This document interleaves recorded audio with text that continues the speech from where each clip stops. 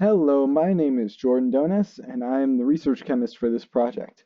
I'm here with my colleagues Vince Caballero and Marco Mendez to talk to you about greenhouse gases, more specifically carbon dioxide. Now, for this project, Vince is our medical chemist and Marco is our environmental chemist. As I'm sure you can guess, my colleagues will be talking about CO2's effects on human beings and the environment, respectively. And I'll be discussing where CO2 comes from, and as you'll find out, we have royally screwed ourselves because of our insanely high emissions of carbon dioxide. Well, where does it come from?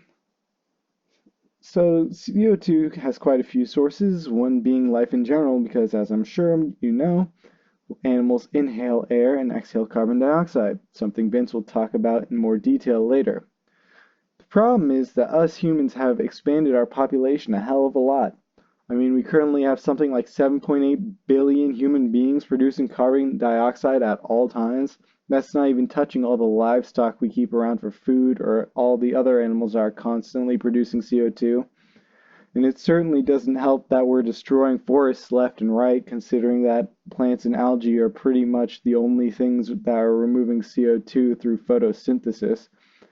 Now, if this was the only source of CO2, we probably wouldn't be having as big a problem with things like global warming. But of course, us humans got smart and had to screw up everything. Well, one of the primary sources of CO2 is combustion, because as you can see in this octane reaction, combustion produces both CO2 and H2O gas, and it also releases energy in the form of heat, because octane has a higher enthalpy than carbon dioxide and water. Fortunately for us, but unfortunately for the environment, us human beings figured out how to harness the power of combustion, and now we use the energy released to fuel our machines. Now, most of us are familiar with the combustion engine that we use to power our gas-burning vehicles. This is a problem considering that, as I said, they combust fossil fuels such as octane, which you can see here, and they, of course, also produce carbon dioxide. Some of you may be thinking, well, I don't have to worry about all that because I drive an electric car and I am better than everybody. Well, I have some unfortunate news for you because that electric car is still probably powered by the combustion of fossil fuels. If you're still confused, then let me explain. So all movement requires some sort of energy, right? Which is why you need to charge your car. Now where do you suppose that energy comes from? That's right, power plants. And how do you think they produce said energy? Correct again, they combust fossil fuels like coal or oil. And of course, there are some places that have power plants that don't use combustion, such as solar and wind farms, as well as nuclear power plants, which I think have a bad rep because it used to be very dangerous and ineffective, but now it's pretty safe and extremely effective. But I'm getting off topic. If you, for some reason, don't understand that most of the energy used on the planet comes from combustion, then take a look at this. These are charts of the global energy use from 2010 to 2018. Notice how the vast majority of the energy used was produced by the combustion of coal and oil. And while it is used less than the culmination of all renewable energy sources, natural gas is also widely used as an energy source. And you should note that these produce carbon dioxide and energy through combustion. The point is, we are constantly hemorrhaging carbon dioxide into our atmosphere, and as you're about to find out, it's causing many problems for our environment and even our own bodies. Hello, my name is Marco, and just like Jordan said, there are various factors that contribute to the emission of greenhouse gases. And today we'll just be focusing on carbon dioxide and the role it plays in ocean acidification and global average temperatures and what's next. So let's talk about ocean acidification. So ocean acidification happens when the pH of the ocean actually decreases. So that means acidity increases. And it's represented by this chemical equation when carbon dioxide is absorbed by the water and it reacts to form carbonic acid. This carbonic acid dissociates into hydrogen ions and bicarbonate ions, and these hydrogen ions are what cause the increase in acidity in the water. So let's talk a little bit more about the research being done behind the effects of ocean acidification. And I want to highlight this research study done in the Canary Islands in Spain by a group of scientists from the Geomar Institution. And what they wanted to answer was, how does CO2 concentration affect the growth of toxic algae? And they did this by simulating different ocean environments with different CO2 levels, CO2 concentrations, by using these water columns and surrounding certain microorganisms and observing the effects that the different concentration levels had on the microorganisms. And the data was very interesting. So as you guys can see, this is a graph of time versus concentration of the toxic algae. And just around day 28, day 20, around the high 20s, you can see that there's a rapid spike of increase of this toxic algae. And they concluded that their results showed a direct correlation between the growth of the toxic algae and the increase in CO2 levels. And this is a very interesting result because it gives us a little bit of light onto what might possibly occur in the ecosystem if concentration levels increase at the rate they are increasing in. Now, we want to see, how does CO2 play a role into average global temperatures? So this is a graph. Also, I found this on the NASA website, and it shows the average surface temperature versus the solar energy output. So as you guys can see, up until 1980, there has been a very direct relationship. So as the energy output increases, so does the temperature, and as it decreases, so does the temperature. But there's this big inversion of like an inverted relationship after 1980, and you might be questioning, well, what happened? So if you compare this graph to a graph of concentration of CO2 in parts per million, the right-hand graph shows that the levels of CO2 increase dramatically to levels unprecedented before. And this is actually shows a direct relationship between the temperature of the surface temperature in the left graph and the increase in concentration of CO2 in the atmosphere. And I think that's a very interesting result. And this result is actually used to refute some of the arguments made that greenhouse gases do not affect global temperatures as they thought. And just a little bit of perspective. So these two planets, Mars is on the right-hand side and Venus is on the left-hand side. And these two planets both share an atmosphere that is made mostly up of CO2. The difference between these planets is the amount of greenhouse effect that is occurring in their atmospheres. In Mars, the greenhouse effect is not as big as it is on Venus. And therefore, the surface temperature of Mars is very low because the energy cannot be trapped inside the atmosphere and in the planet. The greenhouse effect, on the other hand, on Venus is much larger, and the energy from the energy is actually trapped into the atmosphere, and into therefore the planet's surface is a lot higher.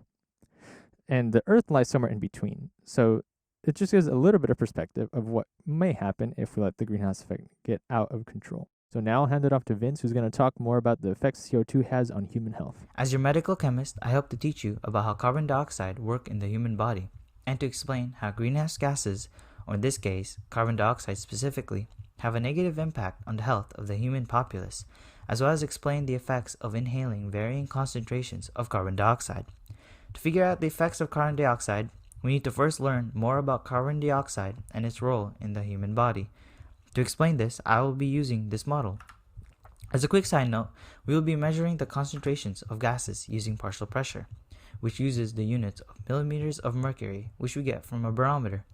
We can actually convert mmHg to ATM, a unit we should all be familiar with.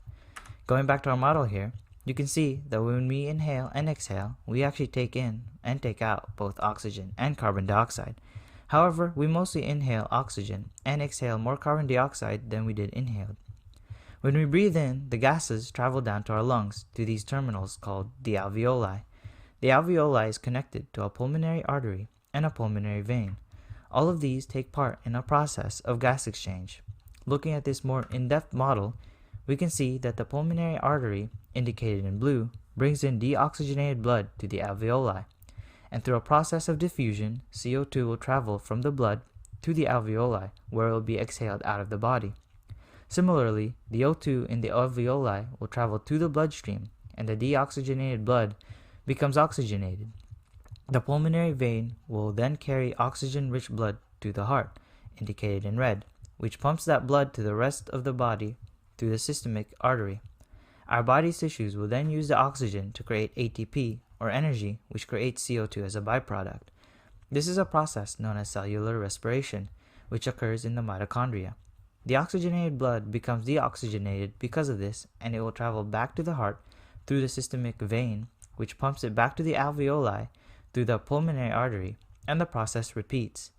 This gets you to start thinking, what would happen if we start inhaling more concentrations of CO2 than normal? To figure this out, we need to look at this two-way equation.